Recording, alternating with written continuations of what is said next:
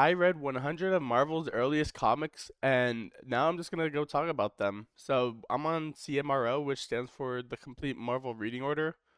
The first comic that I read was Fantastic Four, and um, this is the first one in the order. All right, so I'm just gonna quickly go through my main thoughts on these. So the Fantastic Four, this was an for me it was an okay origin story. You don't really see much detail. It just pretty much just quickly tells you about it and then gets into it.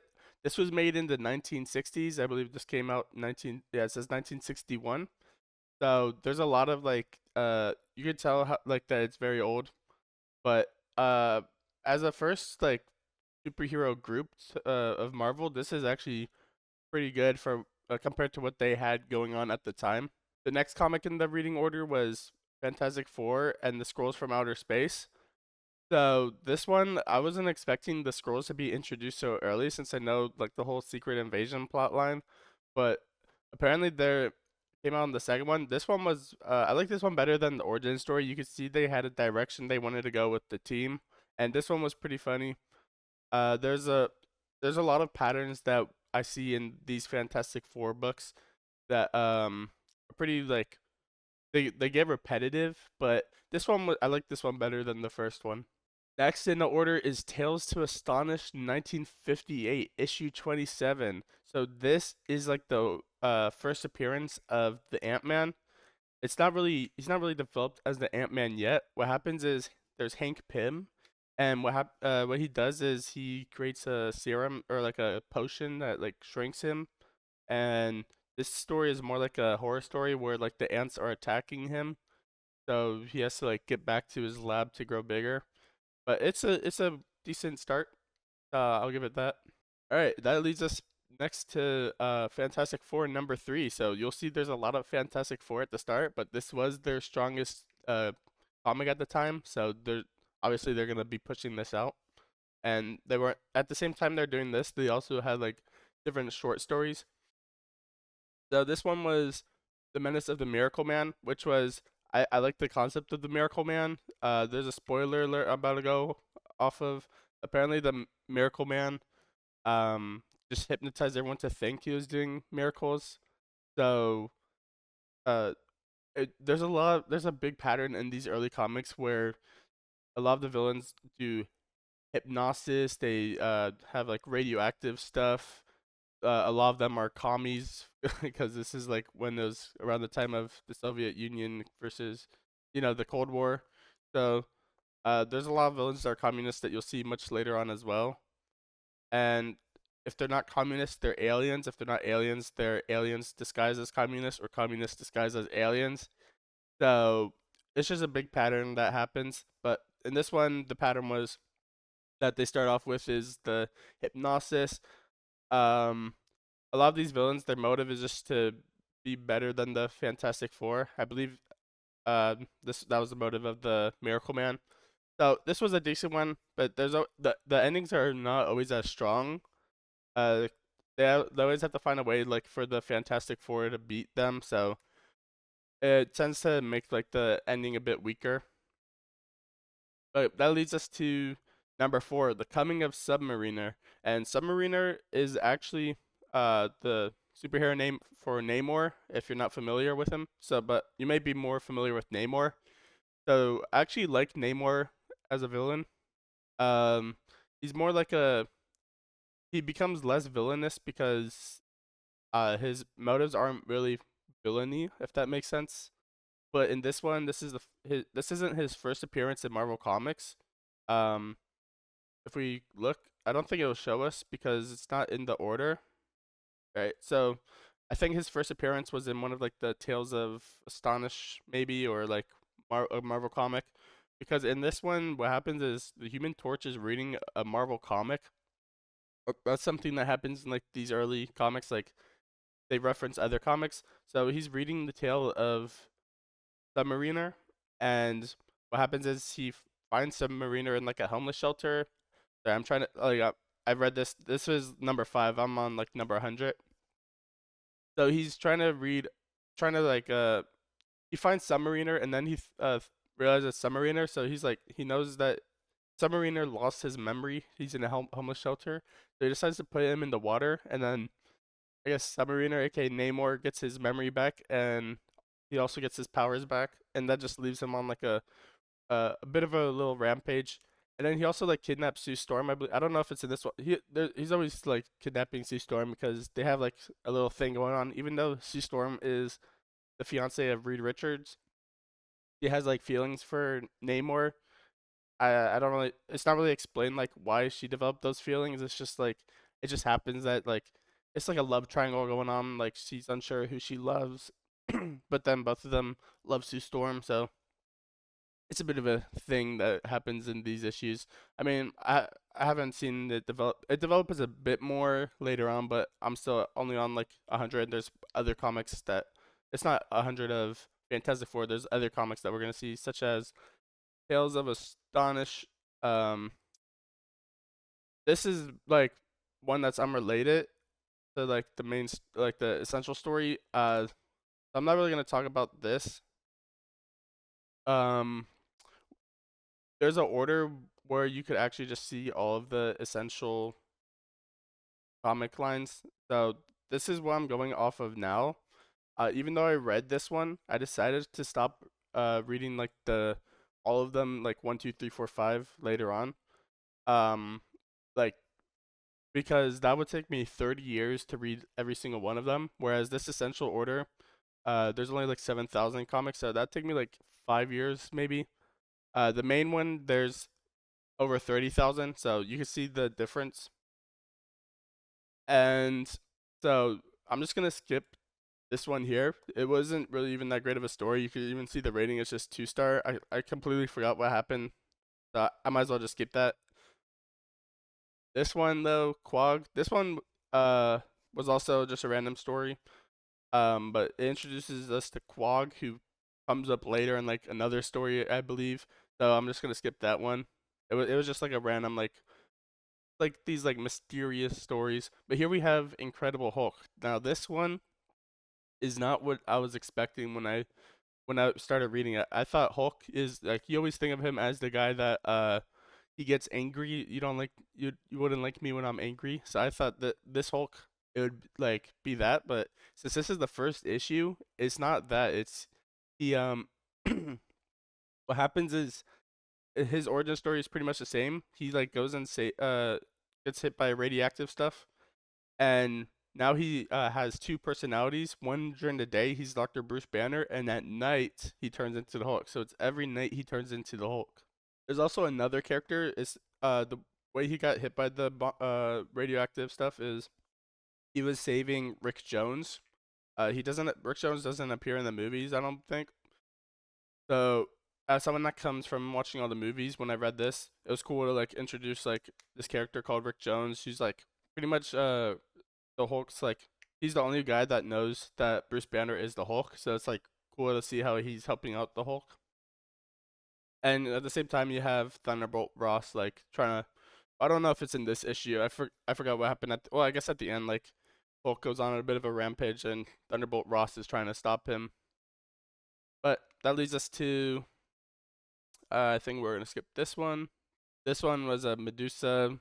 First appearance of Medusa, who happened to be Medusa. It's a bit of a random story. It's kind of like predictable. Not gonna talk about that one. I did read, even though this one's not essential. The only essential Hulk one that I've read so far was number one. But I've, I mean, that's on the list was number one. But I also read the rest of the first. I read all of this first six Hulk issues. So issue number two is the Terror of the Toadmen. So this is the theme where like there's aliens from space and they gotta stop them. But so I don't really know what to say about this one. I kind of forgot the story. I don't like this is so forgettable. I guess that's why it's not essential. But you have the Hulk, and he's needed to stop like these aliens. Like they always had they had like some like development within the Hulk stories. Like his powers evolve. Like sometimes he doesn't turn back to Hulk during the day. They find a way for him to stay as Bruce Banner, but then he has to like use a radioactive machine to turn into Hulk. So I kind of forgot like what happens in this one, but I think in the next one I'll remember like a key thing that people didn't like. So we'll just move on for now. All right, this one is not needed either. I believe A Man in the Sky, Tad Carter. This was like the introductory. I mean, I could talk about this a little bit. This is like the first mention of like mutants, I believe. So Ted Carter, he has mutant powers. If we look at his profile, that's also a great thing I love about this website. You can see his next appearance that he appears as X-Men: The Hidden Years. So it might be like I don't know what the X-Men: The Hidden Years are because that's 15,389. I'm not up to that yet. But yeah, so he might be like the first X-Men. I think maybe Professor X reaches out to him at the end. It was like a random guy that like projects like their mind to him, like just to talk to him and tell him to come to like the school of X-Men, pretty much. They didn't really mention it that way, but it seemed like that. So it could have been Professor X was reaching out to him at the end to like, because he was like one of the first X-Men. So I mean, there's not really much to say other than this is like they tried something out with mutants, and then I guess it stuck later on. But here we go. Fantastic Four issue number 5. This is the first appearance of Doctor Doom, and it's called Prisoners of Doctor Doom. This one, I really like the introduction of Doctor Doom. We got to see his backstory. A lot of people might not be familiar with it, so having the backstory when you see Doctor Doom is really good, especially since a lot of these villains just appear out of nowhere and they just have a motive of just trying to stop the Fantastic Four. But Doctor Doom, he actually like you could see how like he's actually a villain. Like his backstory is really good. He got kicked out of college for messing with the black magic, I believe. But yeah, the story in this one though, it's like a cool story, but it's very random. He sends uh everyone but Sue Storm back in time to steal Blackbeard's treasure. uh so yeah, it's a bit random. They have like a little pirate story, and then there's like some shenanigans after that. But this was a fun one to read, definitely. And then here we go, our first appearance of Spider-Man. We have Amazing Fantasy issue number 15, Spider-Man. So this was, we all know Spider-Man's origin story. That was pretty much it. If you've seen Sam Raimi's Spider-Man 1, it's pretty much the first like I don't know 30, 15 to 30 minutes of that. It's just the origin story of how he got his powers, and after he went to fight the guy the burglar shot um Uncle Ben. So we all know the origin story, but this one was definitely like the best comic that so far. I believe this will be the highest rated one we see in the first 100 because it's a Spider-Man origin story. It's Spider-Man. You can't really do any better than that. And then next up we have the first one with Thor. So there's a lot to talk about in this one, but this one I really liked when I read the Thor story. I really liked. This was my favorite for a little bit of like the ongoing, other than Fantastic. I mean, you can only compare it to like Fantastic Four and Ant Man was coming up, or in the Hulk because Ant Man wasn't established yet. But out of those three, I really like the Thor ones. Like the I guess like just the development is just I don't know. I just really like how they had like Thor's power. Here, there's a doctor called Donald Blake, and what happens is he turns into Thor every time he picks up like every time he uses the hammer, and if he loses the hammer for more than 60 seconds, that's like his weakness. Like without his hammer, he's just gonna turn back to Donald Blake. But then it also is one of his strengths because if he's like in a tight situation, he could turn back, and then now he's like scrawny, so he could get out of like these tight situations. And it's just something that happens in these. But this was more like just him finding the hammer and then using it to beat up. What do you guess it? Uh, alien invasion. So we have that, and then we also have Thor versus the Executioner. This one is about communists, I believe. So that's we just went from Thor fighting aliens to Thor fighting the Reds. It's a common theme that we have that I talked about before. But this is like it says in the essential notes. This is the first time we see Jane Foster, and she's like a assistant, like a nurse to Doctor Donald Blake, which is Thor's. That's basically Thor. There's not really much more to say about that. Here we have the Incredible Hulk number 3, Banished to Outer Space. I believe in this one is the one I was talking about before. So basically, the Hulk, something happens with aliens and he's like launched on a rocket, and then he goes like through cosmic rays, and then at the same time, Rick Jones is touching like a control panel or something. I believe someone sent him to space, and then Rick Jones like they like become linked, so now Rick Jones can control the Incredible Hulk towards the end. So it's very random. Um, Apparently people didn't like it, and they ended up in number 4. Like they pretty much just reversed that right away. They didn't like how the Hulk was being controlled. But there's not really much more to say about this one, so I'm gonna move on. Fantastic Four number 6. Ooh, this is the one where Namor and Doctor Doom team up together.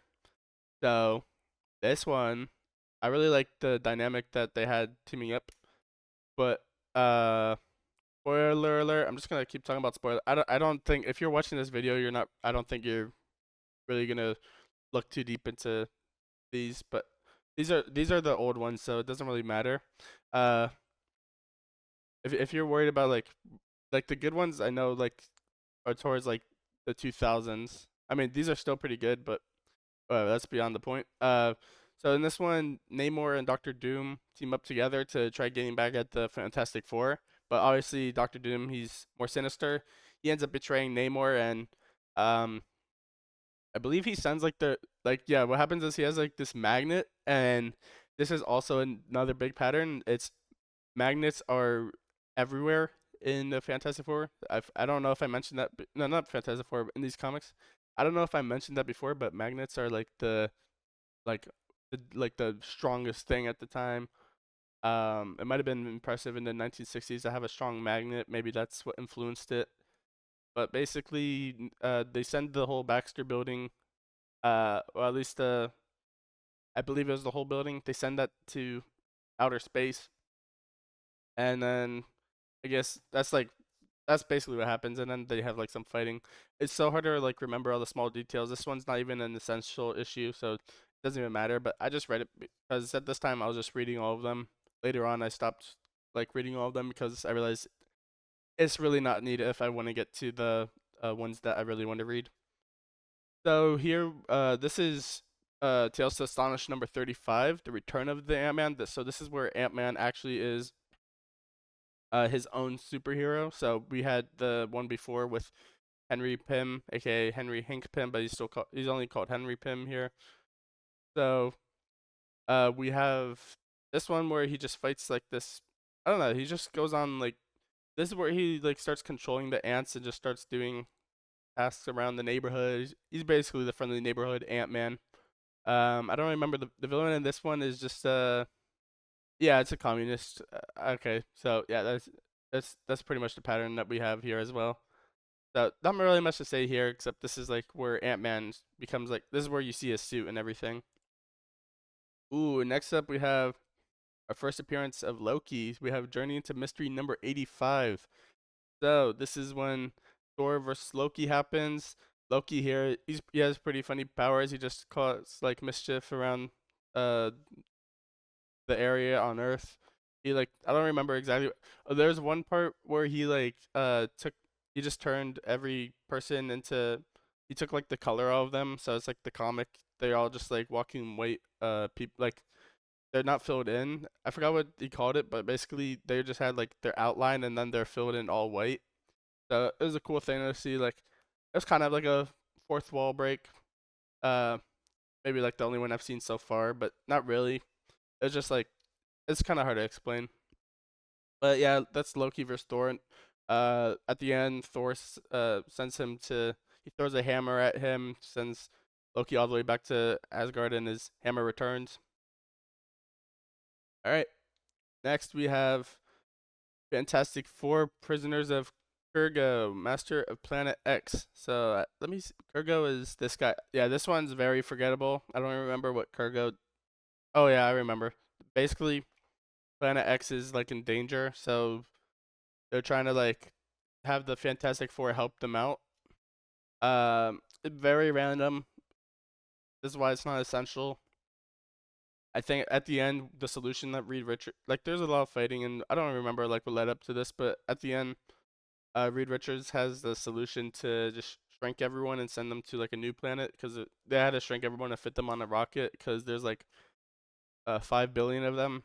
I think at the time, I think at the time the Earth's population in the 1960s was 2 billion. So they realized, oh shoot, there's a lot of these aliens. We'll just shrink them and send them to space. Very different to today where we now have like 8 billion, but that's beyond the point. All right, well, gonna skip that. Ooh, this one. This was my least favorite series. Is Strange Tales 101. This is where they start just doing one-offs of the Human Torch, and it's fine. They're not good, but the Human Torch stories. This one, he's fighting a guy that's disguised and becomes a communist, the Destroyer.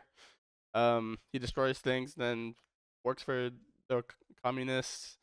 I don't know, but basically, and this one, like the Human Torch, is very different because the Human Torch, the thing he has going in these early ones is he's trying to live a quiet life, like in this wherever he grew up from. I forgot the area, but he's trying to just live his life. And anytime something happens, he doesn't want people to know that he's the Human Torch. So he has to find all these creative ways to become the like go out and become the Human Torch while people still don't know that who he is. So he sends like a projection of the Human Torch to distract people, and then while he's transforming as the Human Torch, I don't know if he does that in this one, but probably in the next one. But it's very. I'm not gonna talk about these anymore. It's just one-offs of him, and they ended up stop doing that because it doesn't really make sense. Like everyone knows Johnny Storm is the Human Torch from the Fantastic Four. Everywhere else, they eventually revealed like they knew he was the Human Torch the whole time, but they just didn't want to like tell him because they wanted him to have a sense of privacy, something like that. That like they realized how stupid it was. But that leads us to another Ant Man one that we have another one where he's fighting a communist. There's, there's not really much to say about these Ant Man ones. They're pretty much the same as the Human Torch ones at the beginning. I'm just not really gonna go into them that deeply unless it's one that sticks out. I think there might be one, but it'll come up eventually. And then we have Journey into Mystery number 86, another Thor one. Oh, okay, I have to see who. Oh yeah, the Tomorrow Man. I kind of forgot what he does. This one is forgettable, definitely. Um. Oh right, never mind. I remember a little bit. Yeah, it's kind of once you like start getting to like like once you start doing the main ones, it's just so easy to forget what happens. But this Tomorrow Man guy, he's from a different like dimension. He like traps Thor in there for a little bit. Something happens, they get out. Not really much to say. Moving on. All right, Strange Tales, Prisoner of the Wizard. This one is an essential one, and the reason for that is because the Wizard is introduced. The Wizard is actually a that's a he kind of reminded me of the hypnotist guy. I already forgot the guy's name, but oh right, okay. So the Wizard, he's like he basically could do anything, but everything he does, I believe, is backed up by science. So he even becomes the human. I believe that's him. I think he becomes like the Human Torch for a bit, like with like a jetpack. Let me see what. I don't know if this will tell us exactly what he does, but yeah, but he's a really cool character. Um, Carter. Okay. Yeah, I guess not really much to say other than the wizard. If you care about the wizard, he comes up.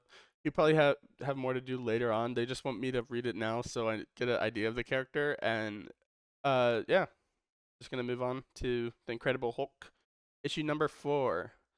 So this one, oh right, the monster in the machine. I believe this is where they use the machine to turn Incredible Hulk back to Dr. Bruce Banner because something with like the cosmic rays he went through that I talked about before. He like stayed as the Incredible Hulk. He If it wasn't turning back in the day anymore, it was just constantly like it used to be a transition day and night. Now it's just whenever you use the machine, he'll turn into the Hulk. So then there's a lot of stuff that happens with that. And then there's next one where it's this is the B story. It's called Gladiator from Outer Space. It has Mongu. Not very important. He just fights him as the Hulk. Now we're gonna talk about this one.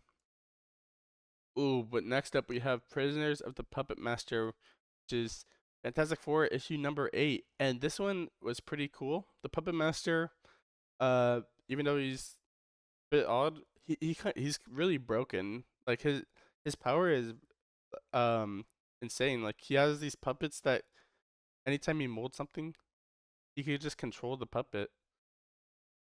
And yeah, I mean the puppets are like of actual people. It's like radioactive clay. And anytime he has like this radioactive clay, he could just make figures of the Fantastic Four and just control them. But the reason why this one is essential is because we have Alicia Masters, which is basically the Thing's girlfriend. Um, yeah, so that's why this one is essential. And just moving on from that. Next, we have Tales to Astonish number 37. And I already forgot what this one is. It's the Ant-Man. He's probably fighting a communist.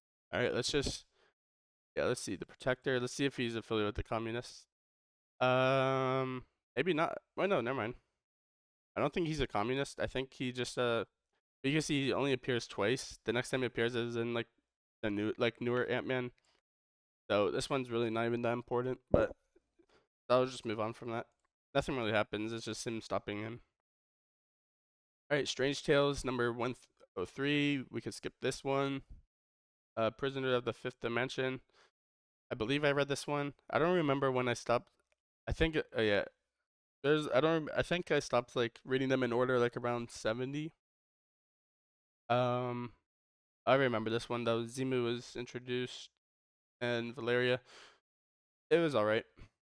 He just goes to another dimension. I don't remember how he gets there, but basically, yeah, there's not really much to say. Ooh, Fantastic Four number 9. The end of the Fantastic Four. Um, oh right. So they lose all their money somehow. Uh, I don't remember why. Oh yeah, they apparently Reed Richards put all their funds into the stock market and the market crashed. So now they're broke and they're getting evicted. So what they have to do is, or Namor decides they want to help. He wants to help probably because he sees Sue Storm is sad. I don't know. So he basically sets them up, puts them like in a Hollywood, like says he's making a Hollywood movie, but it's basically a setup for them to like just go on this crazy adventure fighting these guys like different things and just it's very random. That's all I'm gonna say. Eventually, it all works out for them. They get money back, but it's very random. Next up, Journey into Mystery number 87, Prisoner of the Reds. So yeah, I think this is where I still read this one, but it's you see, it's just getting very hard to like read all of them at this point. I'm just not even gonna talk. I've already said enough I had to say about this. Yeah, I don't think I need to talk about this. I think you see how he's chained up in here. The one thing I'm gonna say is like what I was saying before. Once he loses his hammer, this is like what happens. Once he loses his hammer, he becomes Donald Blake, and Donald Blake is, oh, he's just like a regular guy. So he loses all his thickness in his arms, and then he's just able to slip over these chains. That's like a common theme. All right, now this one was a good Ant-Man one because we have the introduction of Egghead, and Egghead apparently will come back later. So, Tales to Astonish issue number 38, Raid by the Ants. What happened is Egghead thinks that like he makes like a thing that he could talk to the ants like similar to Ant-Man's helmet. So he thinks that the ants don't well, he thinks that the ants are just being slaves to Ant-Man, so he says, "Guys, you have a choice. Just betray him." And then the biggest weakness Ant-Man has to face here is fly paper. But the thing is, Ant-Man, like he's always prepared, so he already knows that this is gonna happen. So He never actually gets stuck in this. This is just misleading.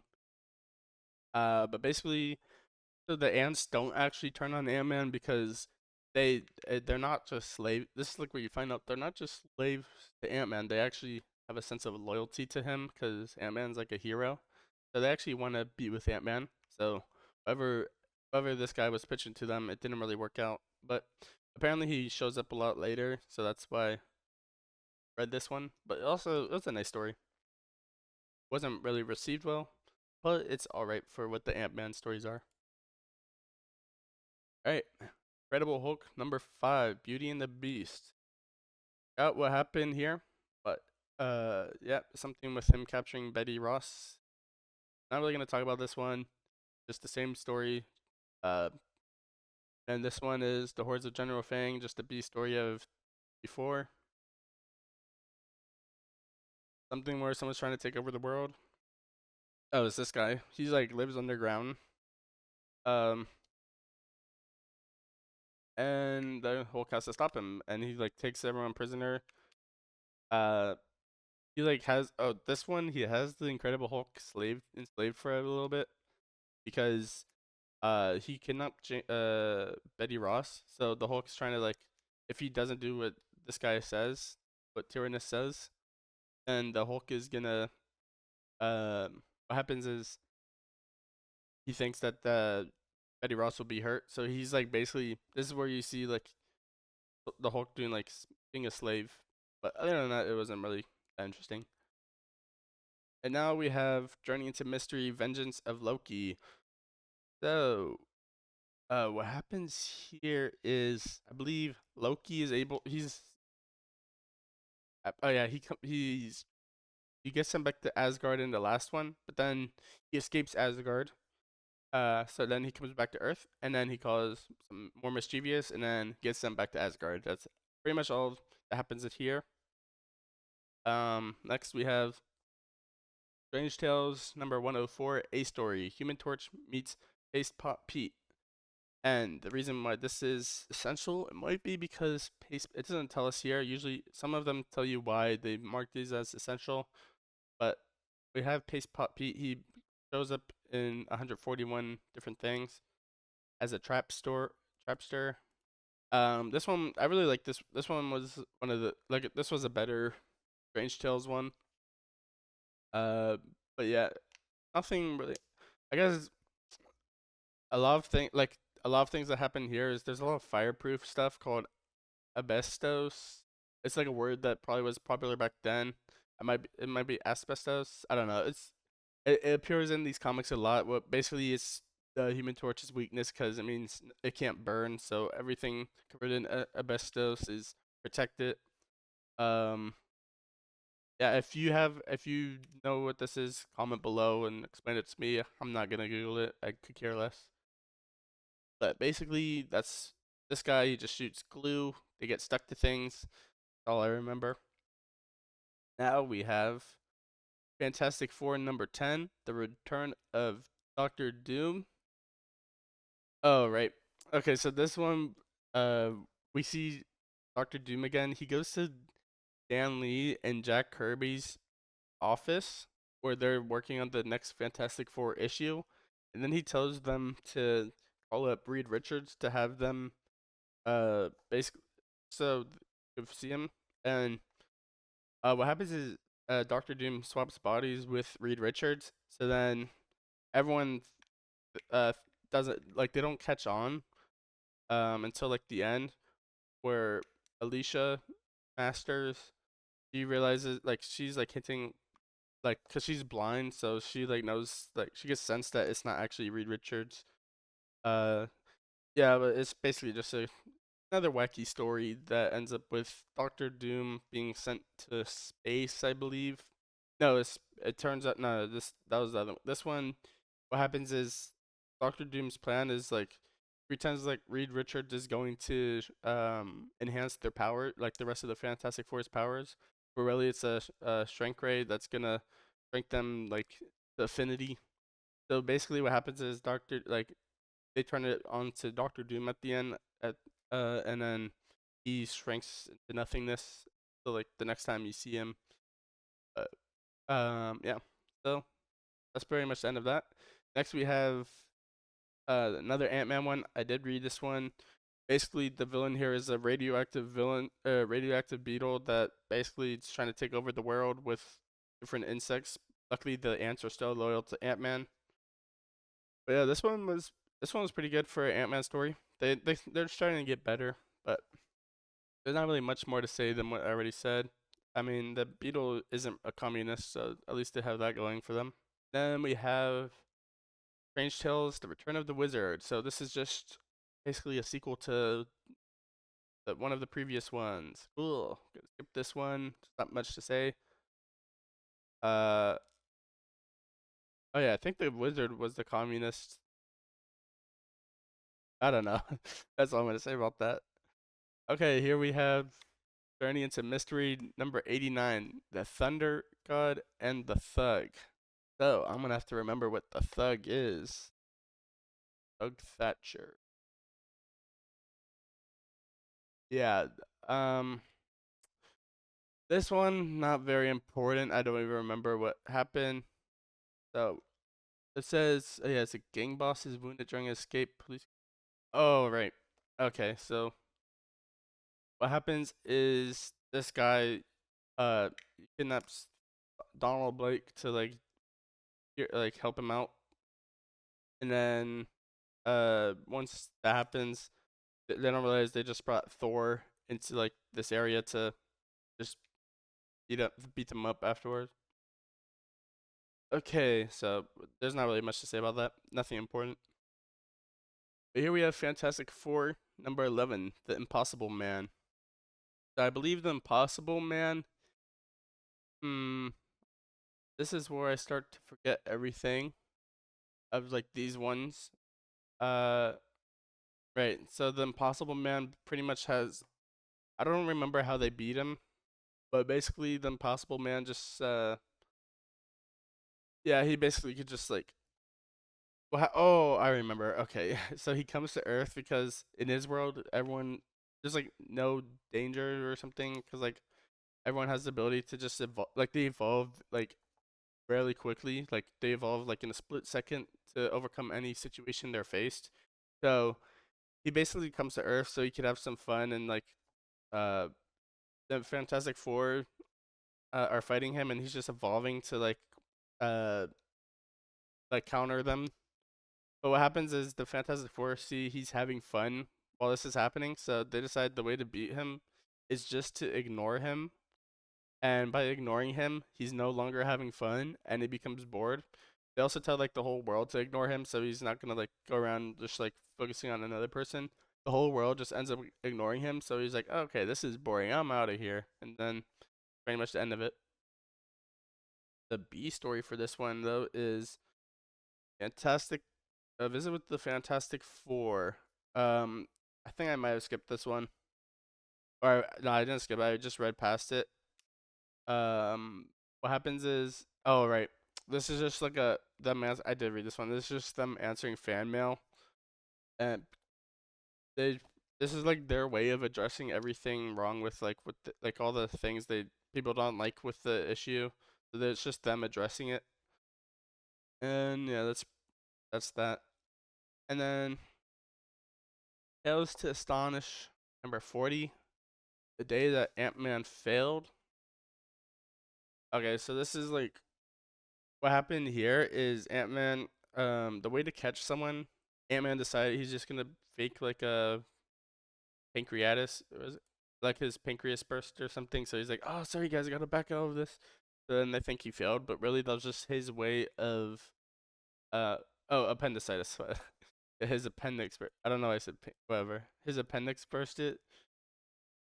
So his way of that's his way of like going undercover. So like the person that uh because it's the person that called him is like the villain of this one. He's trying to make it seem like Ant-Man's no longer there, so like they could get away with just whatever mischievous business activities they're up to. But yeah, that's pretty much it. That's why it's called the day that Ant-Man failed, because people think that he wasn't there, but then he actually was in the end, and we know how it ends. The guy wasn't a communist, by the way. All right, next we have Strange Tales number 106, The Thread of the Tortusum. And this one, yeah, this one, I believe he had to ask the Fantastic Four for help. Kind of defeats the purpose of just him being alone. Wait, no, never mind. He like to someone like they appear, but they're like, no, this is his spin-off series. He has to do it alone. We can't. If we interfere, it's the Fantastic Four. So yeah, they just let him fight the guy by himself. That's pretty much it. The villain was the acrobat. I don't know. It's very forgettable. Just move on. This one I remember though. He decided he wanted to pick a fight with Namor, so it was just this one was cool. It was Human Torch versus Namor. That's pretty much it. He just said, I'm just gonna cause some issues with. I'm just gonna pick a fight with him, and then he did exactly what he said. So that's pretty much all I gotta say about that one. Now, Fantastic Four number 12. We have their meeting with the Hulk, and I forgot there another villain. Yeah, the Wrecker. He like set it up so that the Hulk and the Fantastic Four would fight each other. I don't remember exactly why, but basically, it comes to a stalemate, and then they just go find the other guy. And all right, it might have been okay. So General Ross hired the Fantastic Four to beat up because the Wrecker was wrecking something. Uh, basically they thought it was the Hulk. They went to fight Hulk. They realized it wasn't him. They went to fight the Wrecker. That's pretty much it. But this is a good one because this is like the first time you see one superhero group, the other superhero group, I believe, especially because Incredible Hulk and Fantastic Four were like the only like these were the two main issues like at the very start. Uh, yeah, just past that now. Then we have Journey into Mystery number 90, Trapped by the Carbon Copy Man. Carbon Copy Man, I believe, is an alien. Yep, there's Ergarth and Zano. Um, I don't really. This Carbon Copy Man is just like something they spawn in. It's not really much to talk about. He ends up beating them. We'll just move on. Okay, and here we have the last. This was the last issue of the original Incredible Hulk comic series. So Incredible Hulk versus the Metal Master. Metal Master basically can control any metal, but at the same time the Hulk can break any of these metals. I forgot how he beats this guy. Might have just beat him up, but yeah, if I can't remember, then it's like there's a reason why these are not essential. But yeah, this was all I gotta say is like this is the end of the Incredible Hulk series, so they weren't that great. I can see why they ended it early. What happens is you see him a lot in other issues, so we'll get to those. Well, the next time we see him, I believe, would be in the Avengers, and that's like number like 98 maybe of like the order that we're going in. Because remember, we're reading up to like number 100, and also around this time, I believe after what we have next, I'll get to that later. What we have next is Tales of Suspense number 39. This is our first appearance of Tony Stark, aka Iron Man. Iron Man is born. This is a great uh origin story. It's pretty much like what we see in Iron Man the movie, where he's kidnapped and then he has to build this iron suit to get out of being kidnapped, and yeah, and that's pretty much where it ends. The thing with these early Iron Man is he's basically a hunk of metal. Um, Instead of having his heart as like the arc reactor, what he has is just like a iron vest that he always has to wear, and it starts running out of charge. So one of his weaknesses is that he has to find a outlet on the wall to plug in his chest. But yeah, great origin story. What was the second part? The second part was Gundor. I believe I still read this. It's just a background story of Gundars, some Norse mythology. It's just like a. This is Tales of Suspense, so there's like a bunch of little stories. So that's just one of them. It was a cool story. All right, next we have uh, Tales Astonish number 41, Prisoner of the Slave World. and the slave world being right. I believe it was like a alien. Uh, I don't remember how he got. I don't remember how he got here, but like there's like alien bugs, and then he realized maybe he can control those. I don't. I don't remember. However, we'll move on because next up we have the Amazing Spider-Man #1, Spider-Man. So this is they realized Spider-Man is pretty cool, you know. So they decided, we'll give him his own series, and here he fights. Well, first, what he does is, oh, I think he might. Oh, wait, I'm trying to remember what happens in the first part. Um, yeah, I can't really remember. Maybe it's like the whole thing with J. Jonah Jameson, like paints him as this menace. Uh, maybe does he see the Fantastic Four here, or is it in the second? No, he doesn't. I don't really remember. It was a good story, but next up, oh, I clicked the wrong one. Next, in the next part, the B story, he fights the chameleon. First, he like decides, oh, hey, I'm gonna stop by the Fantastic Four because maybe I could join them. So he basically fights them to show off his powers.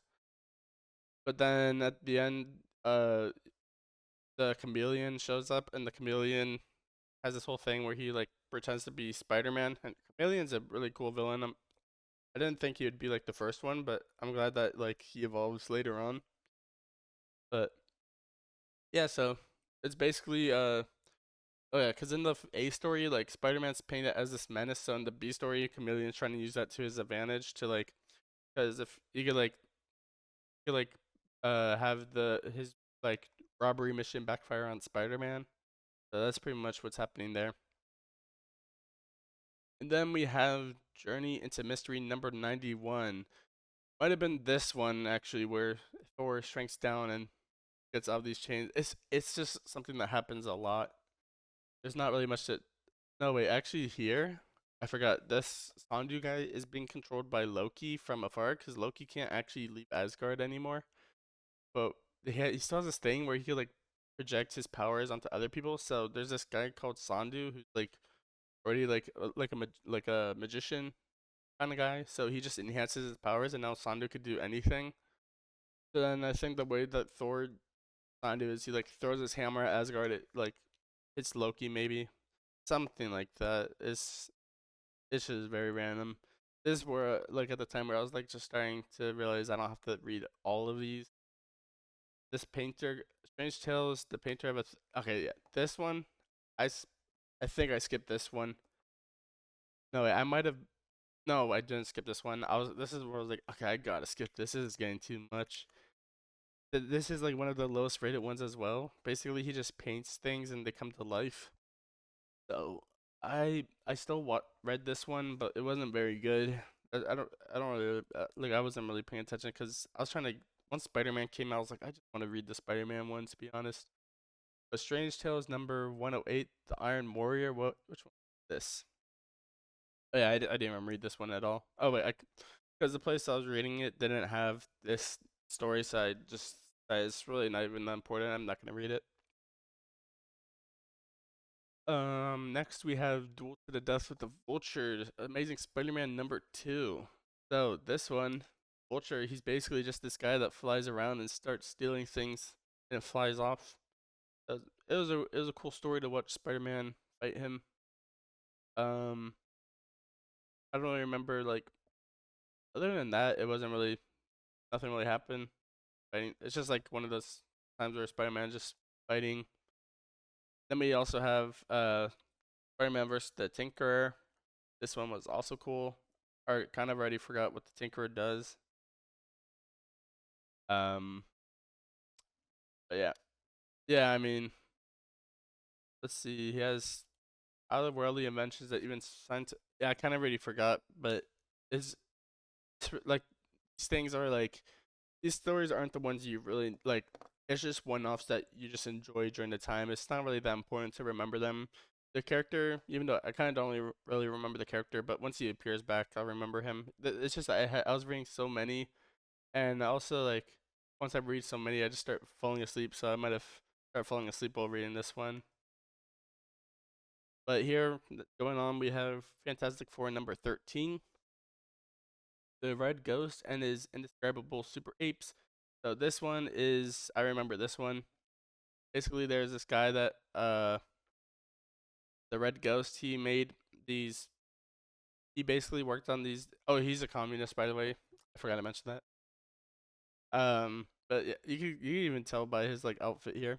Basically, he worked on these apes and gave them like uh basically made them feral, and then they flew them through like the cosmic rays that the Fantastic Four were affected by. So then basically these apes now were like one of them was strong, one of them could stretch, and then one of them could turn invisible. None of them had fire powers, I don't think, but they were like much stronger than the Fantastic Four. And then I think how it ends is the apes just turn on the Red Ghost. Yeah. But this one was essential because oh right, the Watcher was introduced and the Red Ghost, I guess he's important. And they're also fighting on the moon or the blue area of the moon. So this is where we see the Watcher, this guy right here. Yeah. Not much more to say about that. Next we have Tales to Astonish, the voice of Doom. Basically this guy what happened in this one is this guy pretty much just hypnotizes people to do whatever he says, I believe. And that's why his name is the voice, because whatever he says happens. Um yeah, so I think this one I read because I don't know. This one is not even essential. Uh y- right, so basically the way he uh the way he gets countered is he gets like a hoarse voice or something. I forgot why. He like something happens to his voice. Like maybe I forgot what affected it, but basically like let's just say he got laryngitis and then after that his voice wasn't powerful anymore. So that's how he got countered. All right, next we have Iron Man versus Gargantus. So this one, he basically just fought this guy. I forgot where Gargantus came from. Might have been let's see where he's from. Gargantus is yeah, he only has one appearance. It's not really that important. Uh Robot created by alien race and the machine used to reflect it. Okay. So he basically hypnotize I don't remember. He he's not important. He's basically hypnotizing people. Maybe I already forgot. The only reason why this is essential is because Iron Man's armor changed to gold. Because people said your metal armor is too scary, and then he's like, okay, I'll just paint it gold then. Pretty much what happened. But yeah, Stark paints his armor gold after Ariane suggests that Iron Man look more like a shining knight that way. Ariane's this girl right here, but yeah, not really important. All right, so this one, Journey into Mystery number 92. The day Loki stole Thor's hammer. You're gonna get a kick out of this one. The way that Thor gets countered is by magnetism. Yippee! So basically, the chains that Loki was chained up in is the same material called Urn, I think, as Thor's hammer. When baited Thor into throwing his hammer at Asgard, I don't even know. He just like redirected the way that Thor threw his hammer, and then once it got attracted to Loki's chains, it destroyed them and got him out of it. And then Thor ends up going to Asgard to get his hammer back, and then he sees, oh, Loki must have done this, and then his hammer is still like where Loki was, and gets it back, and then just the usual story. But yeah, it's pretty much that. And then here we have Fantastic Four number 14, the Merciless Puppet Master. Yep, the Puppet Master comes back. This time he controls Namor and has Namor kidnap Sue Storm. And now um the Fantastic Four have to fight Namor, who's actually being controlled by the Puppet Master. But then the way that the Puppet Master gets countered is one of Namor's like one of these undersea creatures that was working with Namor is like a squid or octopus. I forgot. It's like something that like really big, a really big squid, and the puppet master is undersea, like watching everything unfold. So He this octopus like goes to attack him. He thinks he can control the octopus, but the octopus doesn't really have a like a brain or a mind. His mind is very small, so it's like nothing to really be controlled. So that's the how I guess how the puppet master gets countered. Yeah. Then that's the end of the story pretty much.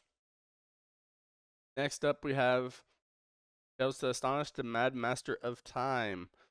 So basically this one is about a guy that gets he's like really old, so he gets fired from his job for being too old. I guess this is like a comic to battle ageism. They say you're getting too old. We need to get young folk in here to we need to get young folk in here to work on our new projects. So then he just says, you know, screw it. I'm gonna show you. I'll show you all. And then he uh he makes this device where he can make things older. So the way he gets countered is his grandson is visiting him, and then his grandson gets caught in the ray. So he's like, "No, what have I done?" And he drops his like device, like it was a ray gun. He drops it, and then like, "Okay, now's our chance to turn everyone young again." And then yeah, that's pretty much. And then he's like, "I'm sorry that I ever did that, guys." And he gets let off the loose, and then they go to court. Ant Man vouches for him and says, "You shouldn't have fired him just for being old." And then he gets rehired. So that's pretty much story. It was a bit of like I think this was more like of a just like a story to battle ageism. Next we have Tales of Suspense number 41, The Stronghold of Doctor Strange, and this is one I did not read because when I after I read this Ant-Man one, I realized, wow, I'm on number 64 and I have to read 30,000 of these. So I decided I'll just follow this essential list. If we look at this Ant-Man one, this is number 64. So I this wasn't even essential.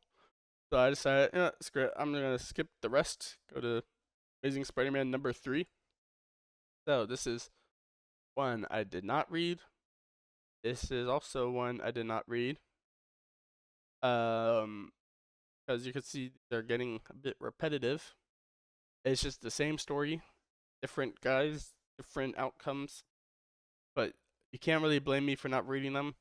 This video might be a bit more clickbait now that I said I've read 100 of them. It might be closer to 80 of them. Who cares? Um, okay, but here we have Spider-Man number 3 versus Doctor Octopus, and this was a good story. It's like Spider-Man 2 all over again, but in comic form. I guess this one would have come out before the Spider-Man 2 movie. But yeah, so it's basically Doctor Octopus. He becomes infected with radioactive stuff while doing an experiment, and his arms now like his he's now like gone mad, and then his arms are controlling him, and Spider-Man stopping him. Also, I believe this is the one where Spider-Man is. Oh yeah, well I forgot when he started, but like I really liked when Spider-Man had to like start taking pictures for J. Jonah Jameson. That might have been against the Vulture. I think it was.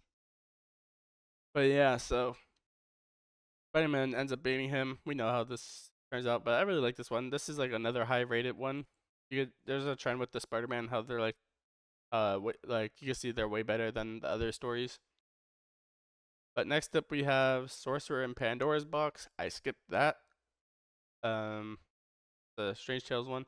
Ooh, this one was a good one. We have Tales to Astonish number 44. A creature from Cosmos. But this is the one where we are introduced to the Wasp. Basically, the Wasp father. I forgot his name, but something Van Dyne.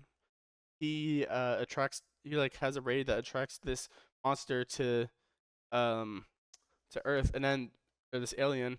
And what happens is the alien has the power of like he could fear them so much that what happened was the Wasp's father he basically turns his neck until it snaps and then he dies. We don't. It's I don't know, but basically. At the same time, Ant-Man was looking for a partner anyway, so he said, "You want your vengeance? Come join me. We can work together for the rest of our time, and then we can beat all these bad guys, whatever." And then it's a great origin story. Um, there's a lot of things that it's kind of the times though. Like all of these anytime there's like a female character, they like even with Sue Storm, they're kind of just like a side character in these ones. because it is from the 1960s. And what happens are like these female characters are always like end up being like either they're the love interest for someone else or they're fall in love with the other guy, and then they're basically just there to have like some romance in their stories. But also, he is a great character. I really like watching like he gave her like these cells to be able to grow the wings whenever she shrank. So I thought that was very cool. Um, I always want like I started wondering like why did he not try that on himself? Like did he not want wings? It might be easier for him, but I guess just for the story, uh, it's just the wasp that has the wings because she's more the wasp and he's more the ant. But she also has antennas that you could use to talk to the ants. So it's like I don't know why he didn't just do that for himself. I guess it might. It's just probably just to keep up his appearance. So yeah. Next story, one I did not read, but it looks like this guy's a communist. So I didn't really want to read this one anyways. It's the same story now. Iron Man's fighting more communists. Strange Tales. I didn't read this one, but it looks interesting. You got the wizard come back and Paste Pot Pete, the returnees. But I think the second part was Doctor Strange, Master of Black Magic. So we have the first appearance of Doctor Strange. Uh, it's not really what it's not really what it was before. I don't know. I didn't see Wong. He was just a cameo. He didn't say anything. That's why. But basically, the Master was somewhere and someone like went in a dream to like no wait I don't remember. I think someone like went into a dream to like it's very forgettable. This is just like an introductory to Doctor Strange. But yeah, we don't have. There'll be more later on. Probably not. There's only like one other one that I've read so far in the first 100. But yeah. All right, so turning into mystery number 94, Thor and Loki attack the human race. I did not read this one. Uh, I did read the synopsis though. Uh, I think he's being controlled. It's there's a lot of stuff with hypnosis and stuff like mimicking others in these, so it's very easy to tell what might have happened. Then we have Tales of Sonish number 45, The Terrible Traps of Egghead. So Egghead comes back. Did I did not read this one. I'm only like this is where I decided, I'm only reading the essential ones. I'll look at the synopsis for these, but I'm only reading the essential ones because this would take too much time for like stories that don't even matter. The ones that really matter are much later on. But basically, uh, I guess based off this, Eggman has like a new thing, and it looks like he's turning the Wasp into ice. I don't know. It's not even rated like if it was rated 4-star, maybe I would have watched read it because it's not even that important. Okay, another Iron Man one. Here he's versus Kala. Did not read this one. So here yeah, you'll see I'm just speeding through like the ones I didn't read, but I didn't read this one. The Fantastic Four battle the Mad Thinker and his awesome android. Okay, I did read this one. I have to remember why it's important. So the Mad Thinker is introduced. Um, right, I remember. Basically, this guy's he knows like he's kind of like yeah, he knows what's happening. He knows like anytime something's about to happen.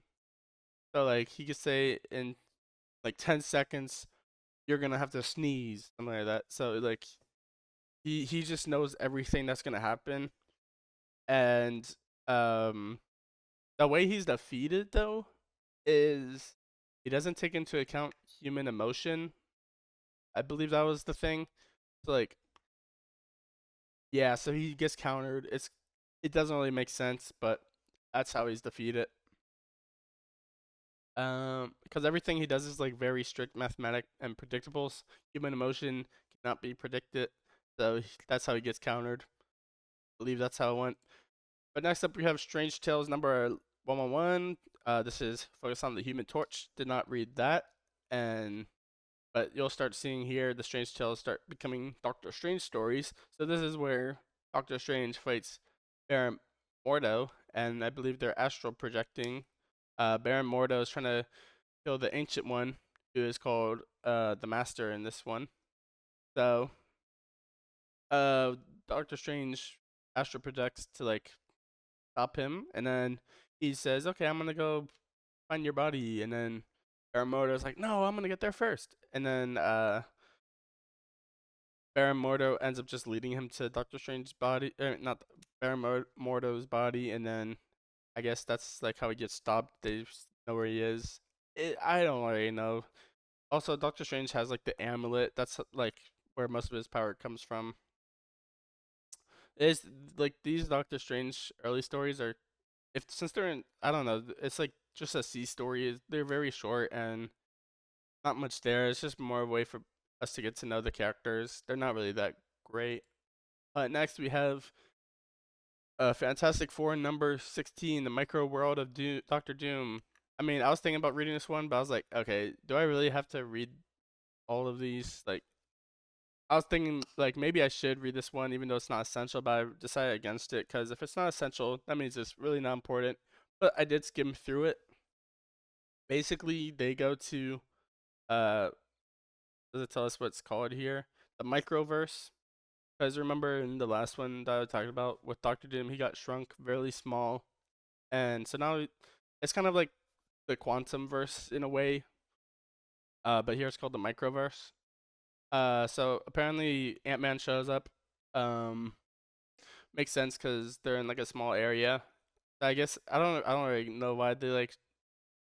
I guess they just like randomly shrank, and it might be because um Doctor Doom did something, and then they fight Doctor Doom, and then they get out. I don't really remember what happened to Doctor Doom. There's a part two of the story, I think. Uh, there's like, yeah, I guess it's like he just escapes, and then they search the story, city.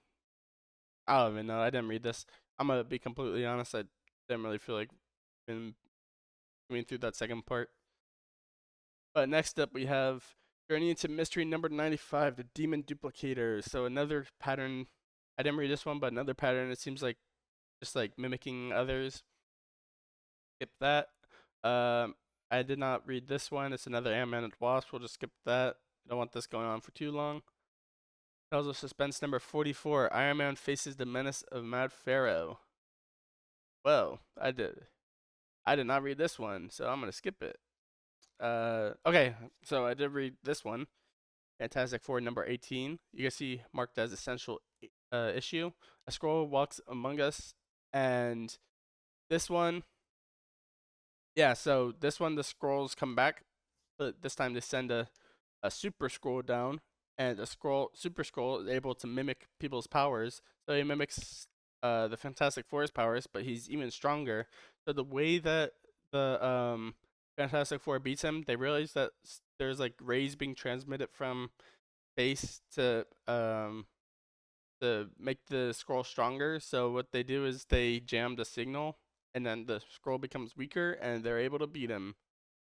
That's that. Okay, next we have Amazing Spider-Man number 4. Nothing could stop the Sandman. So yeah, this is the Sandman issue. Yep. So Sandman's introduced here. He basically goes to attack the high school. Luckily Spider-Man's there, and the way Spider-Man beats him is by vacuuming him up. You can see this one is over 4 stars because all of the Spider-Man ones are. Um, Betty Brant. It says Betty Brant's introduced here. I kind of forgot who that is. Might be yeah, I don't think it really matters right now. Oh right, Betty Brant's the secretary of Jonah Jameson. Okay. All right. So yeah, it's just a cool story. It's a fun read. Nothing too crazy. Next up we have the X-Men. So here we have the first issue of the X-Men. This is a good story. We have Cyclops, Beast, Angel, and Iceman. I believe that's the Iceman. And so it's just them four at the start with Professor X, and all of a sudden Jean Grey, aka Marvel Girl. I didn't know that that was her. Like I always known her as Jean Grey. This is like the first time like I've recalled her being called as Marvel Girl, but makes sense. They have to give her a name. It is the first X-Men issue. So she comes, and all of a sudden, all these guys are thirsting over her. Obviously, it's the 1960s. Anytime there's a female character that appears, you're gonna have to make it like some kind of love interest for some people. What happens is she's not having any of it. She's like, I mean, this is like the first time we actually see like one of these characters being like strong. Like Beast tries giving her like a hug, and she like just she has telekinesis. She just goes boom, pushes him away. So it's pretty cool. The villain here is obviously Magneto. Magneto might be one of my favorite Marvel villains of all time. But here he's basically attacking a military base. So then the X-Men go to stop him, and um, I don't really that I don't exactly remember what they do to stop him, but you could kind of get a hint that Cyclops' beam is kind of pushing through Magneto's field. But basically, eventually uh they end up stopping him, and then the day is saved. But that's not the last of Magneto nor the X-Men. But that's the only X-Men issue so far. And then we have Spider-Man, Amazing Spider-Man #5. Did not read this one, but it seems like Spider-Man is now marked for destruction by Doctor Doom. Honestly, I should have read this one, but it's not essential. So I was like, there's better things that will come up later. I've never really heard anyone really talk about this one, so I might as well just skip it. I skimmed through it though. It's kind of hard to skim through the comics because there's not really a lot of the panels are just still images. Like there's not really much movement unless you're reading the text. Kind of hard to explain, but um, let's see. It says that Spider-Man's strength and Doctor Doom's strength. I don't know. He wants to enlist Spider-Man to help him out, but then Spider-Man obviously doesn't want to help him. All right. So this is another Strange Tales. I skipped that. This was a Strange Tales annual #2, so I skipped this, but it was basically I think I skimmed through it just to see. The Spider-Man with the Human Torch. They're fighting, I think. But here we have this one was Fantastic Four annual #1 A story. Submariner versus the human race. Alright, so this one, Namor basically finds all of his like people. I don't know if he found them earlier or something, but like he's with like the people like his like people like the Atlanteans that he was looking for earlier. Now he's basically ruling them, and then they decide, you know what, we'll try to take over the human race. The way they get defeated is the other people that are with him. They can only breathe in the water. Namor is like a human and Atlantean. He's like half and half, so he can breathe both air and water. So what happens is the way the Fantastic Four beats them is they Reed Richards creates a ray that can evaporate the water from the helmets. Uh, I guess it was kind of like I was thinking like the whole time like wouldn't that like evaporate water from other places that are needed? But you know it's just a little silly thing that happens, and then obviously all the Atlanteans have to retreat to the water, and yeah, that's all I could really remember. Even though this is like reaching 100, I read that this was like one of the ones I read. Uh, what happens is, um, yeah, I don't. I think this is the one where I was falling asleep. Maybe no, that was. Sorry, a lot of these I was reading at night, so it's harder for me to remember like certain parts because I just like read it and then went to bed. But it's there's not really much to talk about. And then this one, the Fabulous Fantastic Four, Spider-Man. We already seen. This is an extended version of like the Spider-Man #1 issue. So it's not essential. I didn't read that. Now we're on journey into mystery number 96. I did not read this, but Thor seems to be fighting this magician, and this is another Medusa story. I decided, you know, I don't really care. I'm not gonna read this one. It's not really that important. I read the first Medusa story, but that was just because I was reading all of them at the time. And here we go, Avengers #1, the Coming of the Avengers. So I do remember this one because I finished reading this one very. I finished reading this one last night. Um, so basically, what happens is Loki is trying to bait out Thor. So he has he disguises an attack on a railroad as the Hulk's doing to have the Thor to have Thor go after Hulk. He thinks that Hulk might be able to stop Thor, but then um there's this like um oh, the Teen Brigade, it's like the Hulk's, it's like led by Rick Jones. They're trying to like have the Fantastic Four help out. So they're trying to send a signal to have like the Fantastic Four help. But Loki's like, nah, we need just Thor to do this. So he jams that signal, and he I think he leads that signal to Thor to help. But basically what happens is the signal also reaches Iron Man and Ant-Man and the Wasp. Very convenient. So he's able. They all decide, okay, we should help as well. So they're Ant-Man and the Wasp and Iron Man end up fighting the Hulk, but Thor realizes, you know what, this might be Loki's doing. So he flies up to Asgard to fight Loki, and then once he fights Loki, he takes Loki back to Earth and says, "Guys, stop! It was actually Loki that was doing it. No, Hulk is innocent." Then the Loki turns radioactive, and the Ant Man and the Wasp open a trap door to trap him into a lead vessel. So then, yeah, that's how it ends. And then they said, "Wow, we make a great team." And then Ant Man's like, "Yeah, we need to have a name for our team. We should call ourselves the Avengers." Or and then the Wasp was like, "No, Avengers is good." And then they're like, "Yeah, we'll be the Avengers." Yippee! Yep, and then that's the Avengers. So this is the only Avengers one I've read so far, but pretty cool. Kind of a silly beginning. Oh, no, this is a good story. We have Tales of Suspense number 45, The Icy Fingers of Jack Frost. I really like this story because it introduces Happy Hogan. That's also why it's essential. Happy Hogan is I really like his character. I think he's funny. A lot of these stories always have like this like brute guy that's like the butt of the joke most of the time, or like they're like more serious but they're also funny in a way, kind of like the Thing, the Hulk, Beast. Now it's Happy Hogan for Iron Man. It's kind of just like a thing I picked up on where they're very similar in a way, but it also has Pepper Potts as a secretary, and Happy Hogan, the moment he sees Pepper Potts, he's like, "Ooh, I need me some of that," and then but Pepper Potts is like, "No, I only like Tony Stark." So yeah, there's a little love triangle going on. Um, at the same time, we have this guy here. It's not Iceman. It's Jack Frost. He's basically one of Tony.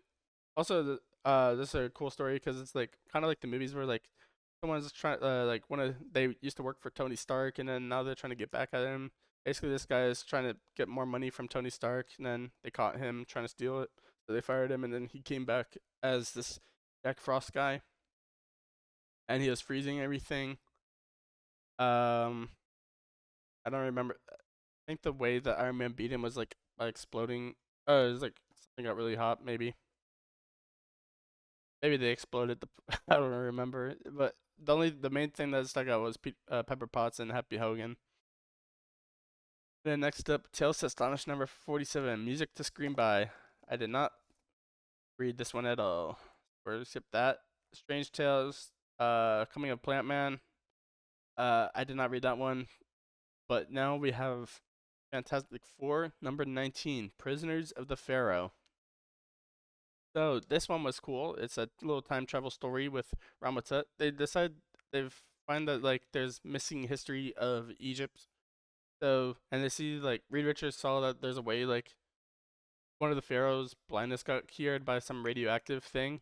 So they go back there trying to like get this cure for blindness so they can help Alicia, since she's blind. And I don't really, yeah, it's kind of like, oh, we can make you see again, so we'll go down there and get it so you can see again. And then they run into Ramatut, who's from the year 3000, and he said his ancestor was the one that made the first time machine, and that's how he got there. So they're starting to think, oh, maybe his ancestor is Doctor Doom. That's what they think at the end.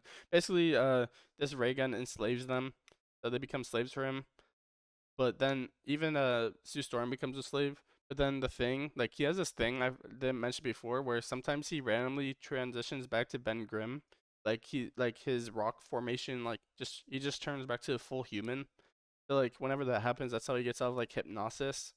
So so technically Ben Grimm isn't controlled. It's just the thing. So he goes to like he like goes to get the ray gun and he shoots at Sue Storm, who then shoots at Human Torch, who then and then she shoots at the thing when he transitions back, and then they find Reed Richards. But by the time they do all that, Ramata is already escaped. So he's headed back to the future, and then he explodes. He came in on like the giant Sphinx that's in Egypt, so that's like their way of saying that's how the Sphinx got there.